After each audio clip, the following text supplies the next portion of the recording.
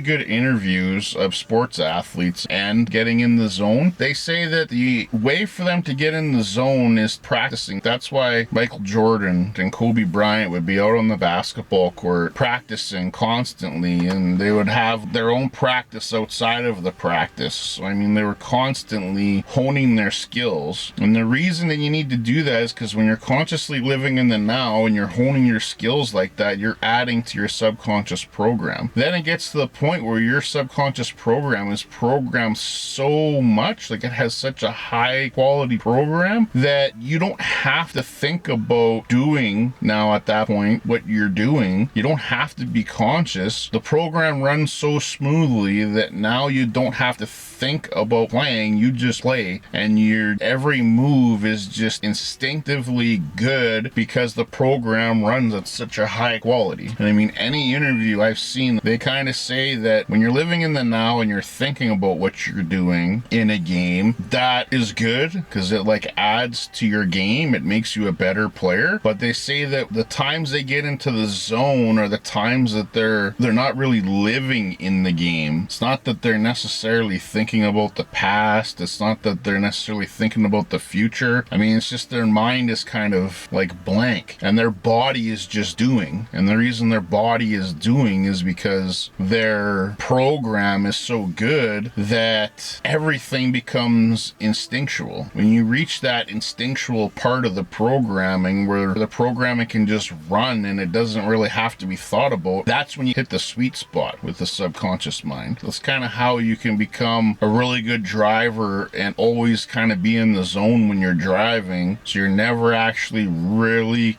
super conscious about it, but your subconscious program is just so good that you get in a groove where everything's flowing properly. It's called getting in the flow. But I mean, the only way you can get there is by having a high quality program. And the only way you can change and add to your programs is by thinking about them. So I mean, if you've been subconsciously programmed by society to do certain things and you don't know why you're doing them, once you ask the why, then you can change your actions to it. Then you can start changing in the now. You can start changing the outcome of that. So I mean, like I said, with the monkey experiment, you stop beating on the other monkeys. If you can get other monkeys to question why they're beating on that monkey, maybe they'll stop beating on the monkey like you've stopped beating on the monkey. Maybe you can get to a point where all of you decide, you know what, we're gonna go up there together and get the bananas and see what happens. And best case scenario, we all get up there, nothing happens, and we all get to enjoy bananas. I mean, but the only way you can come to consensus like that is by first asking the questions, by first questioning consciously. The subconscious mind won't ask the questions. It won't bring it up. It's just there to run the programs. The same thing with your fight or flight program. I mean, some people are programmed to fight all the time. Some people are programmed to run all the time. I talked about that in the last video. So the fight or flight response is a body program. Now that is a program that is so instantaneous that you might have a harder time changing that program. But I mean, that program can still be changed. I mean, if you go and you take karate classes or fighting classes, I mean, and every time someone's jumped around a corner and scared you and you automatically ran, well, I mean, now you're taking that fighting course, subconsciously you're going to become more secure with yourself. Subconsciously you're going to start developing less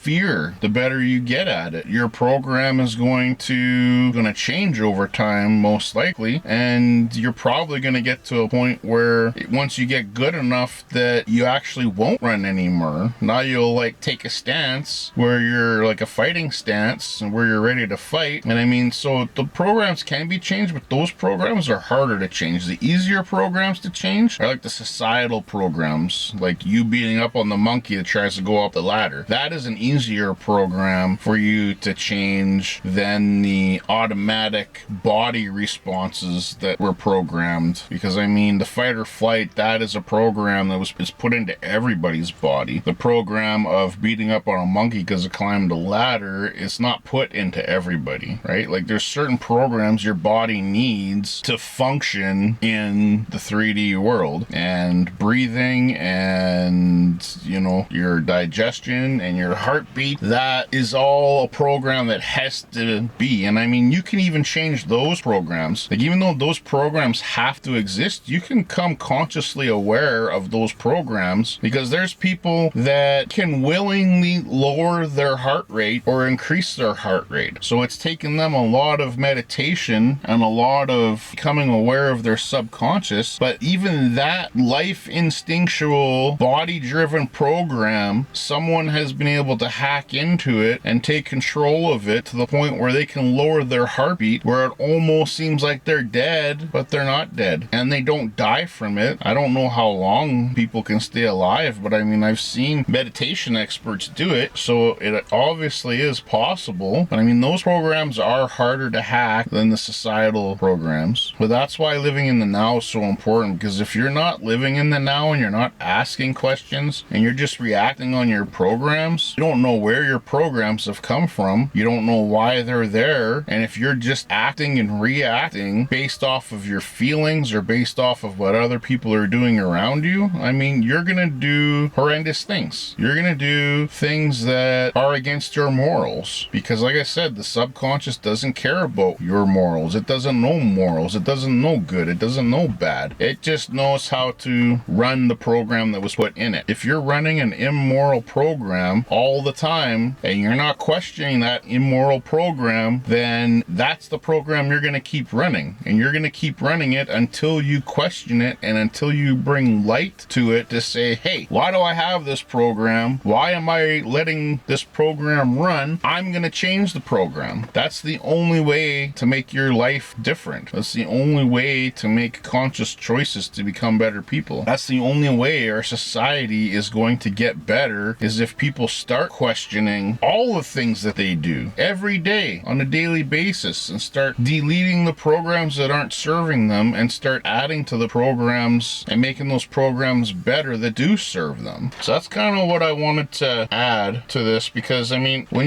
you're talking to spiritual people or they're trying to teach you something, I mean, they have all these key phrases and code words. It's like talking to a scientist. Like, they got all these key phrases and code words that they use. Like lawyers are bad for that. And they use these words, and some of the words you might think you know the meaning to, but their meaning to the word is completely different than your meaning. So I mean, when they say that word, you think one thing, but that's not what they're actually saying. They're saying something completely different than you're thinking, because their definition of that word is completely different than your definition of the word. And lawyers are really bad for that. I don't know if you've ever went into the Black's Law Dictionary, but everybody probably should, because I mean, there's words in there that we think one thing as people living in society. We think that word means this, and when you go read it in the Black's Law Dictionary, it does not mean that in law terminology. So when you pick up a law book and it uses that word, it's got a completely different meaning than what you thought it has. When you're got court documents sitting in front of you, you read a word, you're like, oh, that word means this. But I mean, if you go read the definitions, you'll find out that word means something completely different. But I mean, this happens in all aspects. It happens with science. It happens with religion. They all get their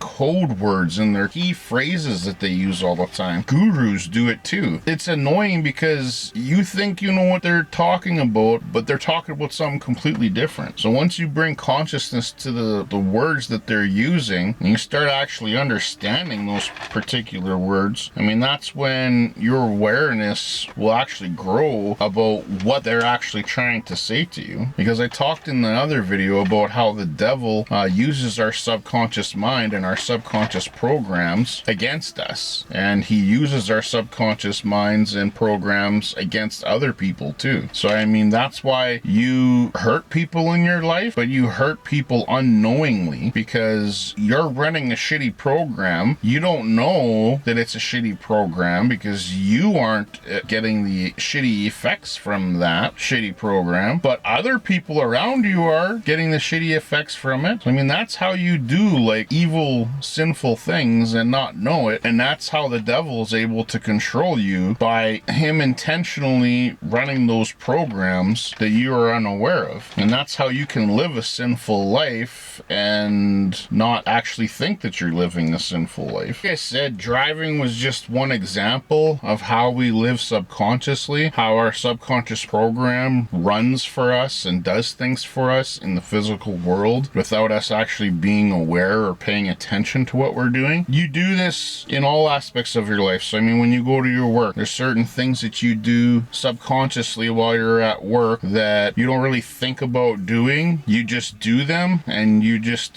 have it kind of programmed into your subconscious how to do it. So your subconscious just does it, and that's how you do it without thinking about it. And then it just gets done. The more time that you've put consciously into that program, the better that program's going to work. So that's why there's certain tasks at work that you're like really, really good at because you've put a lot of time and programming into that task. And then there's certain tasks that you really suck at when you're at work because you didn't put conscious awareness into that particular task. So you end up doing that task maybe wrong more often than what you do it right. To make the program better so that you can run that task and do that task better, it just takes some conscious awareness. And so when you're doing that task, you just need to consciously pay attention to it instead of not thinking during that task, and you can add to the program and make the program better so you can become better at doing that task in the future than what you have been in the past. And we do this through all aspects of our lives. So like I said, when you go to work, when you're at home with family, when you're driving, like on your days off, when you go to the park, I mean, you have programmed reactions to things that you don't even realize that you're programmed to. I mean, that's why certain people, their husband or their wife could just say one word, and that word is literally a trigger for the other spouse because they've over time, by hearing that word, it's become a key word and it's become a trigger word. So as soon as that word is spoken, they automatically go into a program that's a defensive reaction to just that word. That's why if you're a spouse of someone and you realize that they actually have a negative response to a trigger word, you could stop using that word. And as you stop using that word, you'll realize that you no longer get that reaction because that has actually become a trigger word for them. So that's why sometimes changing your vocabulary can make your relationships better. But at the same time, that person should be aware enough themselves and responsible enough that they should realize that that reaction is an inappropriate reaction, and that person should actually spend the time in reprogramming that response. Because I mean, that response might have got programmed over 10, 20 years of marriage, but they need to make a conscious choice to change that response to that trigger word and to get rid of that response to make the relationship better, right? So I mean, that's their responsibility. So your responsibility would be to just stop using the word. Their responsibility would be to take awareness to the fact that they have a trigger word and to change their response to that trigger word. So that's why relationships are a double-sided thing, because you might get programmed yourself into using certain words throughout the relationship, and then while you're doing that, they're building a response to those words. So when they hear a certain word, then they do a certain action without even thinking about it. It's just automatic. And that's kind of where the strongest programs are, the programs where we have the most emotion programmed into them. If there's a word that you don't have any emotional attachment to, it's very unlikely that you're going to get a triggered response from that particular word.